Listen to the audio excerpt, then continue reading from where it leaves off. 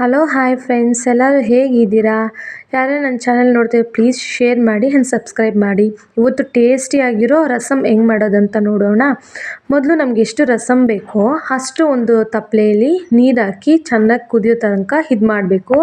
2 ಅಥವಾ 3 ಟೊಮೆಟೊ ಹಾಕ್ಕೊಂಡು ಸ್ವಲ್ಪ ಹುಣಸೆಹಣ್ಣು ಹಾಕಿ ನೀಟಾಗಿ ಚಿಪ್ಪೆ ಬಿಡೋ ಥರ ಕುದಿಸ್ಬೇಕು. ಕುದಿಸ್ಕೊಂಡಾದ್ಮೇಲೆ ತಣ್ಣಕ್ಕಾಗುತ್ತಲ್ಲ, ತಣ್ಣಕ್ಕಾದ್ಮೇಲೆ ಈ ಥರ ಕಿವುಚ್ಕೊಂಡು ಇಕ್ಕೊಬೇಕು.